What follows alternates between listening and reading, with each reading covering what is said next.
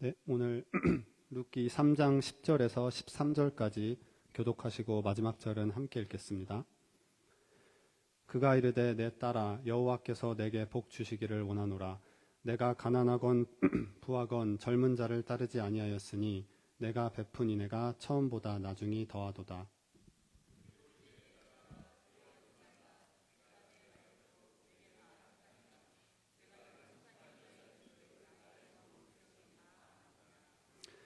참으로 나는 기업을 물을 자이나 기업 물을 자로서 나보다 더 가까운 사람이 있으니 함께 읽겠습니다. 이 밤에 여기서 머무르라. 아침에 그가 기업 물을 자의 책임을 내게 이행하려 하면 좋으니 그가 그 기업 물을 자의 책임을 행할 것이니라. 만일 그가 기업 물을 자의 책임을 내게 이행하기를 기뻐하지 아니하면 여호와께서 살아계심을 두고 맹세하노니 내가 기업 물을 자의 책임을 내게 이행하리라. 아침까지 누워 있을지니라 하는지라. 아멘.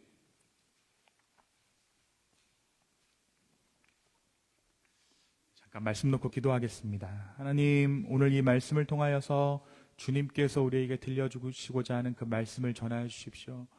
인간의 욕심과 인간의 모나미의 말씀을 통해 드러나는 것이 아니라 하나님께서 들려주시는 말씀이 우리의 심령 가운데 들릴 수 있도록 성령 하나님 이 자리 가운데 함께하여 주시옵소서. 감사합니다. 예수님의 이름으로 기도했습니다. 아멘. 여러분 살면서 옳은 말을 하시는 편인가요? 나는 옳은 말을 잘한다. 네. 아니면 다른 사람들의 기분에 맞는 말을 하시는 편인가요? 네.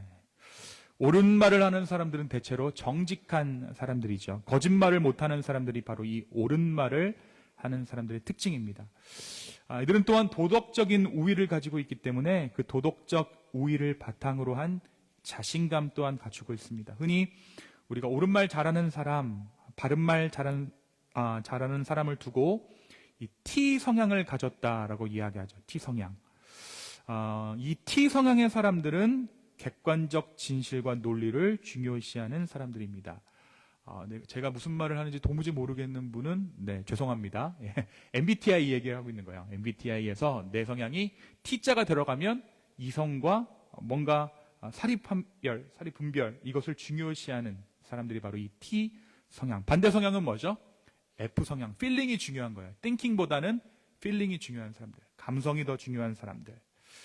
자, 그런데 여러분 이렇게 옳은 말만 하는 사람들, 옳은 말을 하는 사람들만이 가득한 세상을 한번 상상해 보세요. 모든 사람들이 감상적이고 감정적인 판단을 하는 세상도 참 여러 가지 문제들이 발생하겠지만 반대로 옳은 말만 하는 사람들만이 살아가는 세상 또한 그렇게 살아가고 싶은 세상은 아닐 거예요. T만 전부, 사회 구성원이 전부 T야. 옳은 말만 해. 띵킹을 중요시하고 이성을 중요시하는 세상. 분명 모두 다 옳은 말을 하는데 틀린 말하는 사람들이 한 사람도 없는데 세상은 앞으로 나아가는 것 같은데 그럼에도 불구하고 무언가 모를 상실감에 젖게 되지 않을까 생각해 보게 됩니다. 뭔가 잘 되는 것 같은데 옳은 방향으로 가는 것 같은데 잃어버린 그 무엇이 상실감에 젖게 되는 그런 세상이 T가 지배하는 세상이 아닐까 감히 상상해 봅니다. 우리가 가치 판단을 할 때, 그러니까 어떤 것이 옳은가를 판단할 때 저마다의 기준이 있을 수 있어요. 가령 공동체가 어려운 사람을 도와야 할 상황에서 여러분 건강한 공동체라면 하나의 의견이 압도하는 것이 아니라 여러 가지 의견들이 등장하는 것이 건강한 공동체입니다. 어떤 사람들은 그래도 교회가 무조건 이 어려운 사람을 도와야 한다라고 말할 수도 있을 거예요. 또 어떤 사람은 그 사람이 처하게 된 상황을 본인이 설명해야 한다. 본인이 나와서 프리젠테이션을 하고 내 어떤 딱한 사정을 설명해서 그 사람 말을 좀 들어봐야 된다라고 주장하는 사람도 있을 거예요. 또 어떤 사람은 이 교회가 이 사람을 도와주었을 때 앞으로 어떻게 살아가야 할 것인가에 대한 확실한 계획이 없다면 이 사람을 도와주는 것은 아무런 의미가 없다라고 말하는 사람이 있을지도 모르겠습니다. 여러분 이 세 가지 중에 여러분 어떠한 것을 택하시겠습니까? 자기가 딱한 사정을 자기가 말해야 된다. 앞으로 어떻게 살아가야 될지 계획을 말해야 된다. 교회에서 책정한 돈이 100불 남짓이라도 이 말은 꼭 들어야 된다라는 사람이 있을 것이고 아니다. 교회인데 다른 세상 단체가 아무리 그 사람에게 이유를 물어본다 할지라도 교회는 그냥 주는 것이 맞다. 아마 제가 보기에 열의 9 부부들은 의견이 갈릴 겁니다. 집에 가서 한번 확인해 보십시오. 어떤 것이 맞다라고 우리가 정확히 말할 수는 없습니다. 이렇게 보면 이게 맞고 저렇게 보면 저것이 맞는 그런 일들이 우리 주변에서 참 많이 일어나기 때문이죠. 이렇듯 세상은 이성적인 사람과 감성적인 사람이 어우러져 굴러가는 것 같습니다. 아마도 내 스스로가 우리가 살아오면서 나도 참 이 두 가지 결정을 번갈아 가면서 했던 것 같아요. 그죠? 어떨 때는 참 감정적인 결정을 했던 것 같고요. 어떨 땐 또 내가 참 이성적인 결정을 했구나라는 라고 생각되는 순간들이 있으실 것입니다. 우리가 계속해서 룻기의 말씀을 묵상하고 있는데요. 우리 지난 주일의 말씀을 통해서 우리는 드디어 룻이 보아스의 발치에 누워서 그의 처분을 기다리는 장면을 함께 나누었습니다. 룻의 시어머니 나오미가 룻으로 하여금 이 순간을 준비하도록 하죠. 그리고 이 모든 일들이 나오미의 기도 안에서 이루어져 가고 있음을 우리는 함께 확인할 수 있었습니다. 기도를 드렸던 나오미 본인조차도 잊었을지 모르는 기도였지만 하나님께서 신실하셔서 그 기도를 이루시고 계셨다라는 것을 우리는 지난 주일의 말씀을 통해서 함께 볼 수 있었죠. 사실 이 보아스의 룻의 나이 차이가 아버지와 딸 정도의 나이였어요. 그래서 처음 보아스가 룻을 보았을 때 보아스가 룻을 향해서 뭐라고 부르냐면 내 딸아라고 부릅니다. 그래서 보아스는 룻의 이러한 행동을 다소 뜻밖이라 생각했던 것 같아요. 오늘 말씀 10절을 한번 볼까요? 그가 이르되 내 딸아 여호와께서 너에게 복 주시기를 원하노라. 너가 가난하던 부하건 젊은 자를 따르지 아니하였으니. 이것이 어떠한 말을 뜻하는 걸까요? 이것은 이 룻이 자신을 따르는 것을, 그러니까 자신의 아내가 되고자 하는 것이 개인적인 욕정 또는 보아스를 이성으로 보고 연애 감정을 따르지 않았다는 것을 보아스가 인정해 줬다라는 거예요. 보아스는 룻이 자신을 기업 물을 자로 대하고 있음을 존중했습니다. 그렇다면 룻과 보아스 이 사이에서 왜 이것이 중요할까요? 다른 어떠한 사적인 감정이 아니라 룻이 보아스를 철저히 기업 물을 자로 대하는 것이 중요한 이유가 있죠. 지금 룻은 자신의 감정이나 자신이 자유로울 수 있는 권리를 기꺼이 포기하고 있는 거예요. 룻의 나이라면 얼마든지 젊은 남자를 선택할 수 있었겠죠. 그렇죠? 게다가 당신은 아무도 하나님의 말씀을 따라 살지 않던 사사 시대입니다. 기업 물을 남자가 있더라도 룻의 개인적인 의견에 따라서 다른 연애 상대를 룻이 찾아 나설 수도 있었다라는 거예요. 하나님의 율법을 캐캐 묵은 것, 하나님을 따라 사는 것을 시대에 뒤떨어진 것이라고 생각하던 당시의 문화 안에서 룻은 자신의 욕구와 자신의 개인적인 감정을 철저히 배제시킵니다.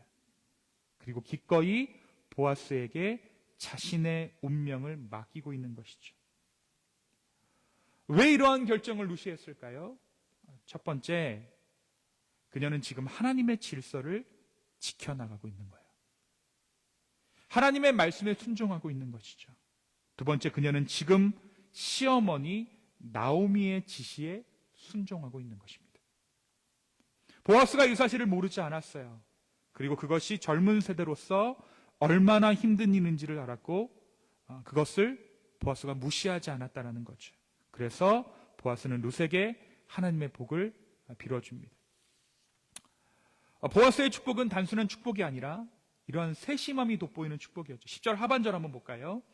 너가 베푼 인애가 처음보다 나중이 더하다. 보아스는 룻에게 두 가지 인애가 있다고 얘기합니다. 처음과 나중. 첫 번째 인애는 뭐냐면 추수밭에서 이삭을 주어서 시어머니를 봉양한 겁니다. 시어머니를 돌본 것. 룻이 이방 여인임에도 불구하고 그의 시어머니였던 나오미를 정성을 다해 보살피고 있다는 사실을 보아스가 모르지 않았다라는 거죠. 그렇다면 보아스가 이야기하는 나중 인애는 무엇입니까? 바로 조금 전에 이야기했던 가난하건 부하건 젊은 자를 따르지 아니하고 보아스에게 계대 결혼을 요청한 것입니다. 결혼 자체를 목적으로 하고 있다기보다는 기업 물을 자인 보아스와의 결혼을 선택한 거죠. 보아스의 말을 자세히 들어보면 꼭 룻이 보아스와 결혼을 해야만 했던 것 같지는 않아요. 빈부는 물론이고 젊은이와 결혼하지 않았다는 이 보아스의 말을 들어보면 얼마든지 룻은 젊은 남자들과 결혼할 수 있었습니다.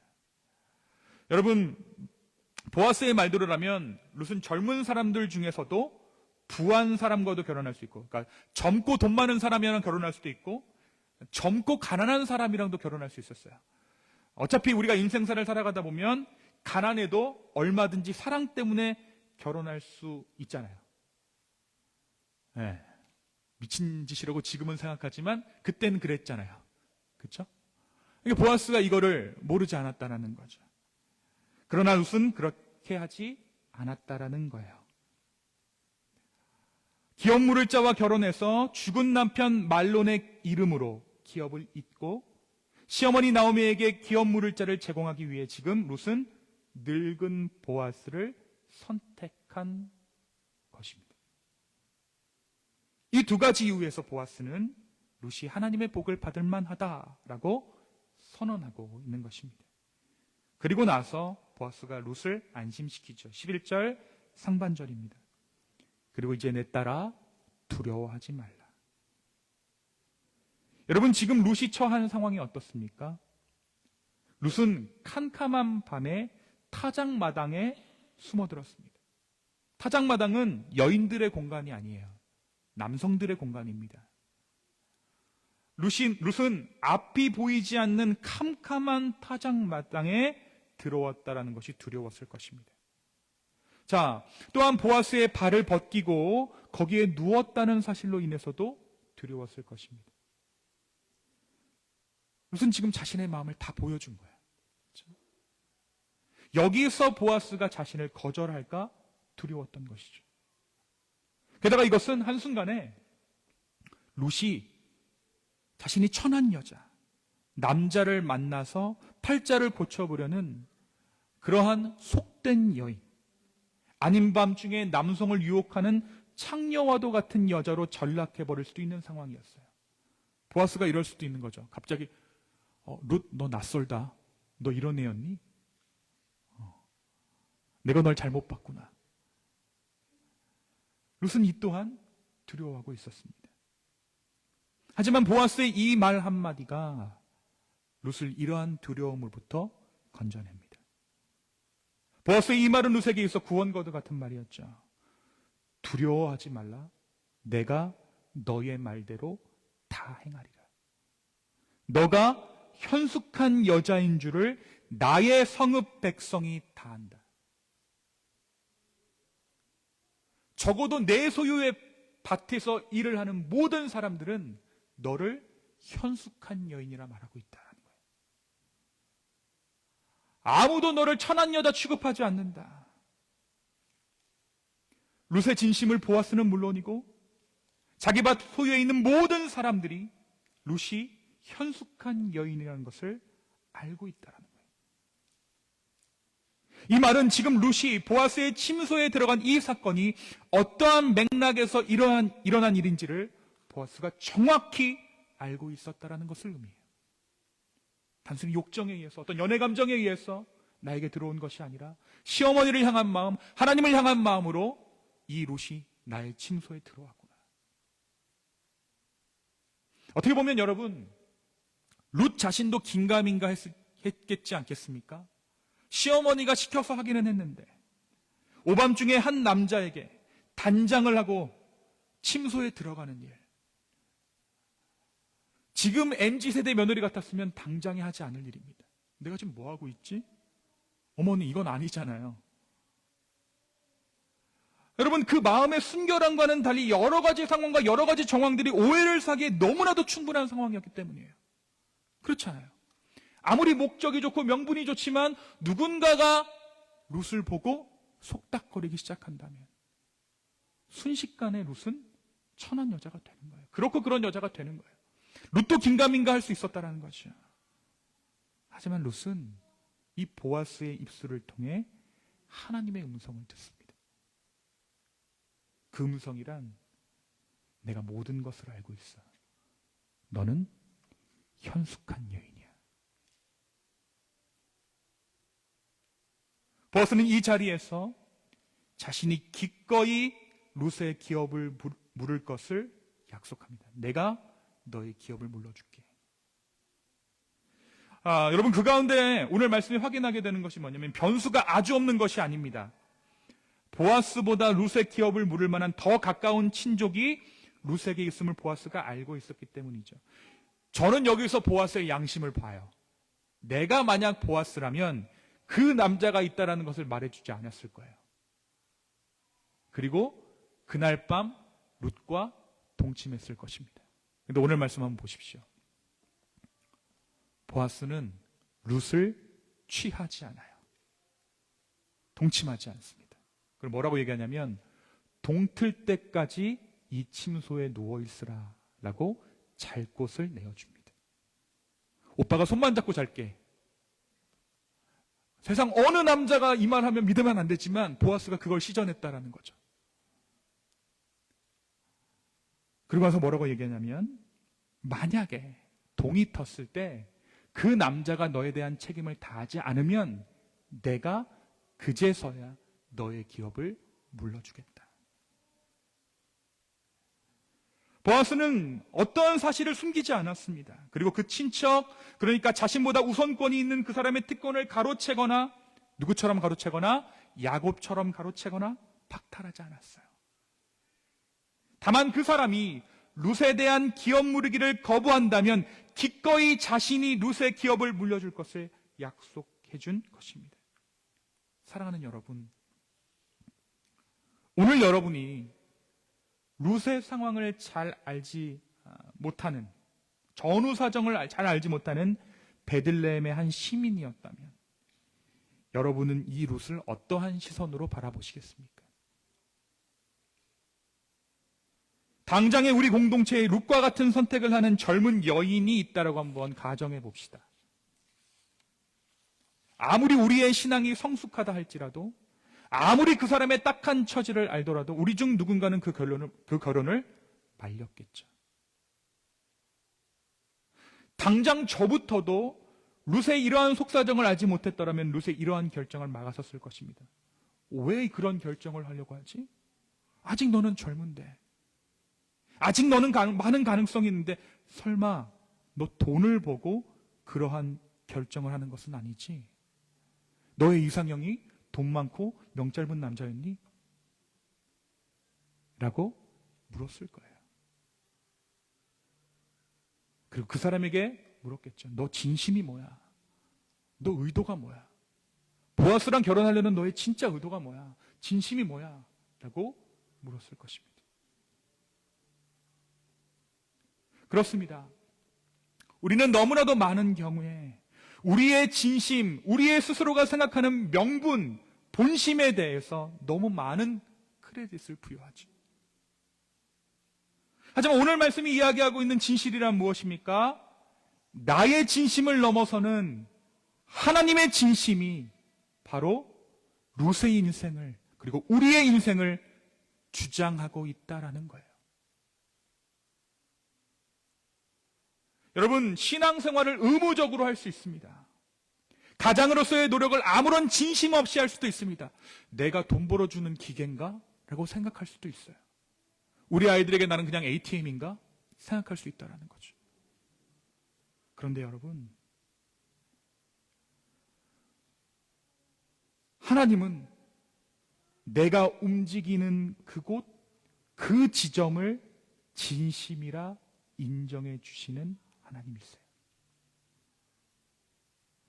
우리는 날마다 갈등하잖아요. 내 마음이 진짜가 아닌데 어떡하지? 이 결혼 생활 내 진심이 아닌데 어떡하지? 우리 아이들에게 대하는 내 행동이 가식과 똑같은데 어떡하지? 그런데 하나님은 그것을 나의 진심이라고 바라보지 않으신다. 오늘 보아스가 룻에게 뭐라고 얘기합니까? 너는 현숙한 여인이야. 세상 사람 다 알아. 너 현숙한 사람이야. 그 고민과 그 갈등 가운데서도 너가 그 자리를 지켰어? 그럼 너는 이 자리에 있기에 합당한 사람이야. 그것이 바로 하나님의 결론이라는 거예요. 오늘 보아스가 룻에게 건네는 말이 무엇입니까? 너는 현숙한 여인이다 라는 것이 보아스가 룻에게 건넨 말이었습니다. 사실 주변 사람들의 여태까지의 평가가 어땠던지 간에 지금 보아스는 자기에게 일어난 일을 두고 룻을 판단할 수 있었습니다. 아닌 밤중에 자기 침소에 들어온 여인을 두고 할 수 있는 두 가지의 평가들 중에 룻을 향한 보아스의 평가는 너는 현숙한 여인이야. 여러분, 과연 이 평가가 냉정한 평가입니까? 과연 이 평가가 여러분이 보시기에도 합당한 평가입니까? 그런데 보아스의 이 한마디가 룻에게는 구원이었습니다. 이것이 바로 하나님께서 우리를 바라보시는 관점이라는 거예요. 우리는 우리의 진심, 우리의 의도, 우리를 향한 자기 판단을 최우선적으로 생각하면서 여러 가지 상황을 판단하지만, 그래서 뭐라고 얘기합니까? 내 마음이 동하지 않으면 나는 예배에 나가지 않겠어. 내 진심이 중요하니까. 그런데 그게 아니라고요. 나오는 게 진심이라고요. 나오는 게. 죄를 지었던 뭐를 했던 일단 이 자리에 나오는 것을 하나님은 우리의 진심으로 인정해 주시는 거예요. 왜? 하나님이 우리에게 진심이시기 때문에. 하나님께서는 우리를 바라보실 때 나를 위해 십자가에 달리신 그분의 희생을 먼저 보신다라는 거예요. 나의 어떠함을 먼저 보시는 것이 아니라 나를 위해 십자가에 달리신 그분의 진심을 먼저 보신다라는 것입니다. 여러분, 여러분이 이 자리에 어떻게, 왜 나오셨는지 그것에 대해 너무 깊이 성찰하지 않으셔도 됩니다. 하나님은 지금 여러분이 이 자리에 예배하러 왔다는 그 사실만으로도 이미 여러분을 충분한 예배자라고 말씀하시기 때문입니다. 아내 따라왔어요. 아직 교회를 정회는 중입니다. 집에 있으면 더 지루하니까요.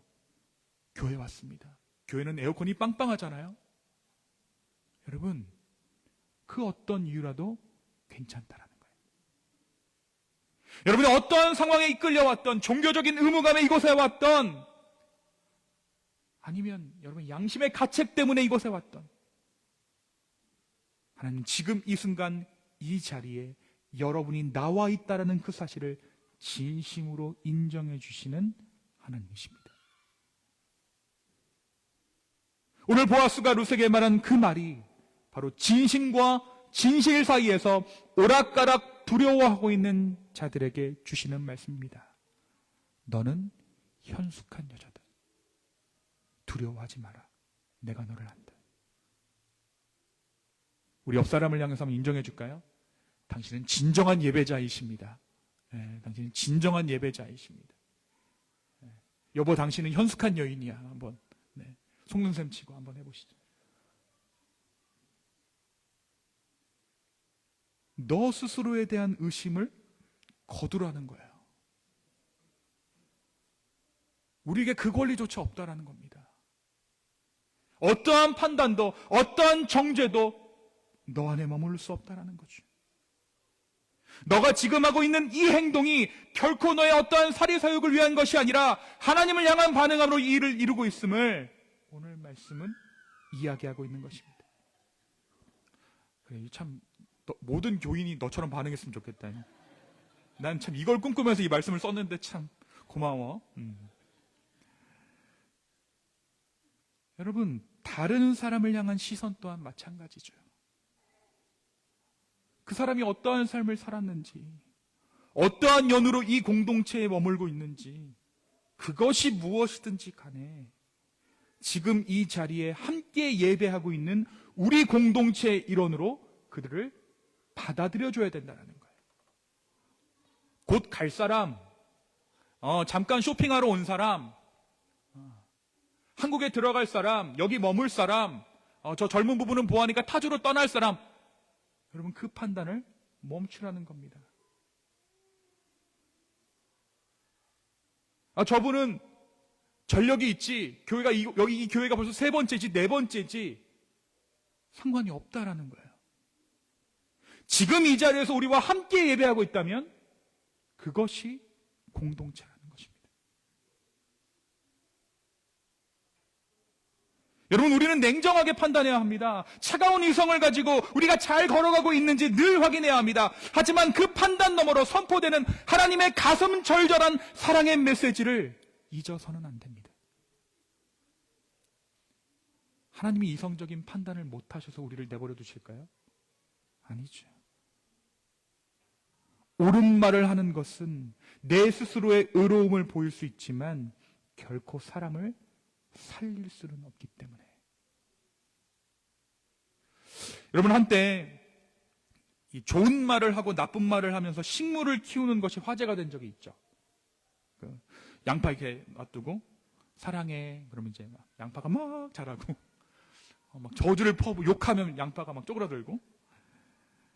여러분, 요즘에 그게 다 거짓말이다 뭐 이런 얘기가 있습니다. 근데 여러분, 그 결과가 실제든 거짓이든 상관없이 우리 인간이, 우리가 왜 그 영상에 열광했는지 우리는 주목해야 해요. 현실은 여러분, 이렇게 보면 양파를 두고 사랑해 라고 말하는 그 사람, 살짝 뒤에서 놓고 보면 이상한 사람이에요. 현실은 한낱 양파 대가리입니다. 냉정하게 말하면 얘가 열매를 많이 맺던 적게 맺던 내 삶에 크게 지장이 없어요. 얘가 죽으면 그냥 마트 가서 사 먹으면 그뿐입니다. 근데 이 영상이 우리에게 주는 메시지는 단 한 가지, 현실적인 이야기가 사람을 살리는 것이 아니라 그 현실을 넘어선 사랑이 한 영혼을 어떻게 살리는가, 그것을 이 영상이 말해주고 있는 거예요. 그리고 모든 사람들이 그 사랑에 목말라 있다는 것을 그 영상이 보여주고 있는 거죠. 사람들이 따뜻한 말 한마디에 목말라 있구나. 그러니까 양파를 붙잡고 저러고 있지. 여러분, 구약의 유구한 역사와 신약의 십자가 사건에서 명확하게 드러나게 된 것이 무엇입니까? 인간은 구제불능이라는 거예요. 죄인이라는 거예요. 그래요. 죄인이에요. 그런데 성경은요, 우리를 죄인이라고 최종 규정하지 않습니다. 성경은 우리를 무엇이라고 규정합니까? 성경은 우리를 은혜 받기에 합당한 자, 은혜가 필요한 자로 우리를 규정하고 있어요. 죄인이라는 말을 바꾼 거예요. 은혜가 필요한 자, 은혜 받기에 합당한 자.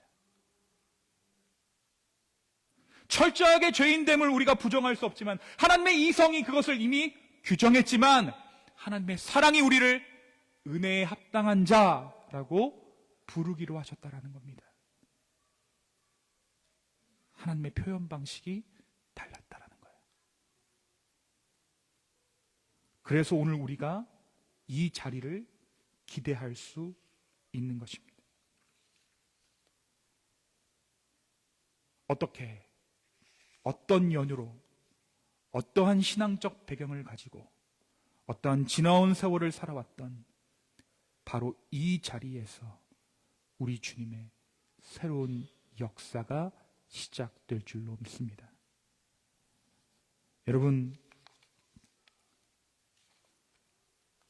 하나님의 우리를 향한 결론은 죄인이 아닙니다. 구제불능이 아닙니다. 그럼에도 불구하고 예배의 자리를 지킨 자, 보아스가 룻을 현숙한 여인이라고 불렀던 것처럼 오늘 우리를 그렇게 불러주시는 그 주님의 은혜에 감사할 수 있는 저와 여러분 되기를 예수님의 이름으로 축원합니다. 이 시간 좀 같이 찬양할까요? 네, 자리에서 일어나서 한번 찬양했으면 좋겠습니다. 우리 내 영혼은 안전합니다 라는 찬양 같이 했으면 좋겠습니다.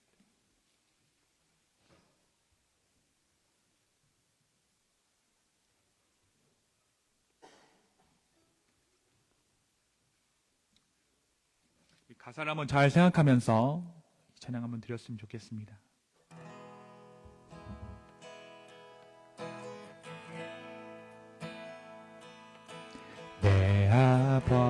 아버지, 그 품 안에서 내 영혼은 안전합니다.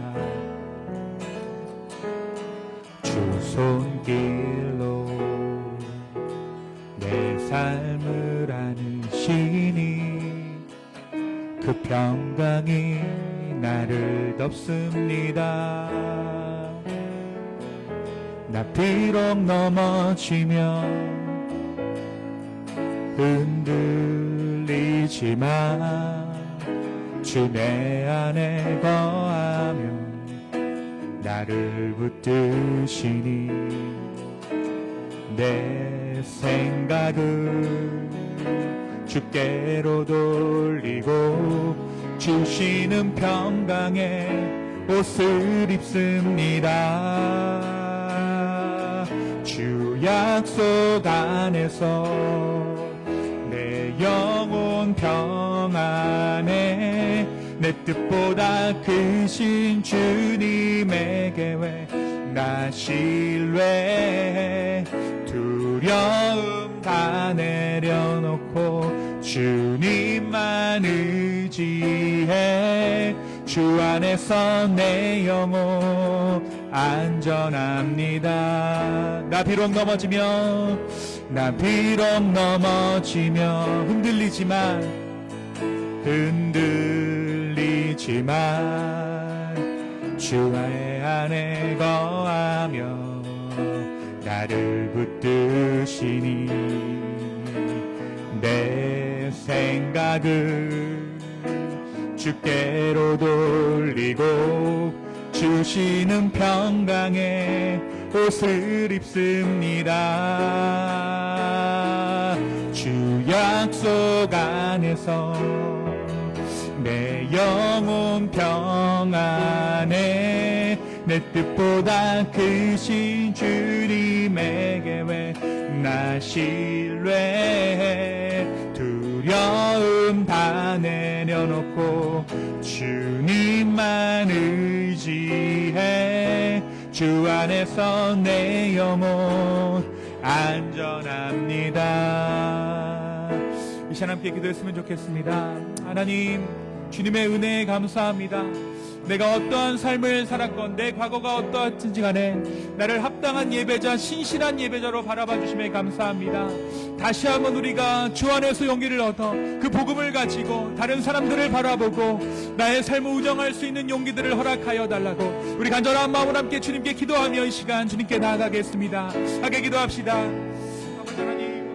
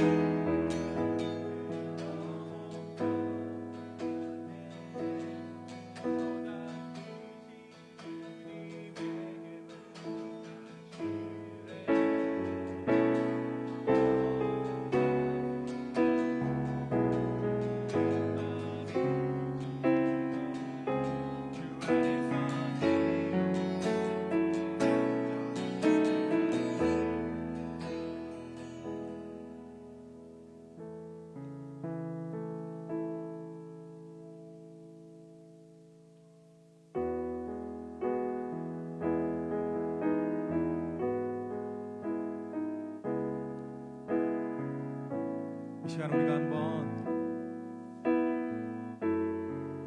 우리의 지난 삶을 한번 돌아볼 수 있는 기회가 있었으면 좋겠습니다. 내 삶이 가장 심하게 요동치는 그때에 우리 주님은 어디 계셨습니까? 그때에 우리 주님은 나를 어떻게 바라보고 계셨을까요? 아마 그때에 우리 주님은 지금 이 순간을 바라보고 계셨을 것입니다. 그럼에도 불구하고 예배의 자리에 나온 오늘을 주님은 바라보고 계셨을 것입니다. 우리가 이 시간 주님의 그 큰 은혜에 감사할 수 있었으면 좋겠습니다.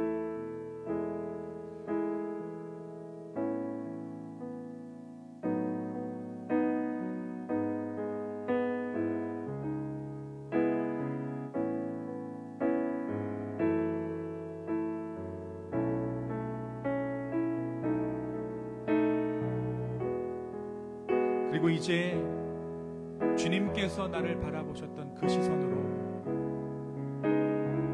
내가 우리 이웃을 바라보겠습니다.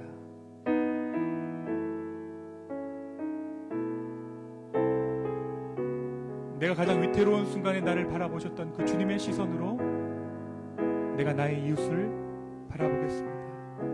내가 나의 자녀를 바라보겠습니다. 그 마음을 우리 주님께 드렸으면 좋겠습니다. 우리 기도합시다. 아버지,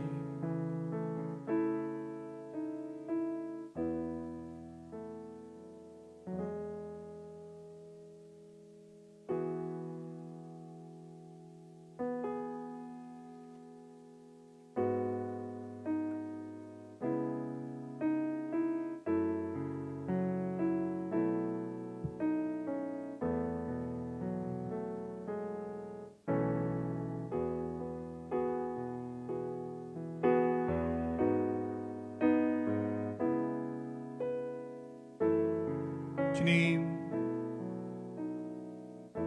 나의 지나간 과거에도 불구하고 우리를 현숙한 여인이라 나의 은혜에 합당한 자라 부르시는 주님, 오늘 우리가 그 은혜에 합당한 삶 살기를 주님 앞에 결단합니다. 주여, 우리의 예배를 받으시고 우리의 삶을 받아 주시옵소서. 감사합니다. 예수님의 이름으로 기도하였습니다. 아멘. 자리에 앉으시겠습니다. 네, 우리 이 시간에는 우리 졸업하는 아이들 그리고 진급하는 아이들을 좀 축하하고 축복하는 시간을 가졌으면 좋겠는데요. 네, 아이들이 지금 뒤에 있는데 곧 나올 겁니다.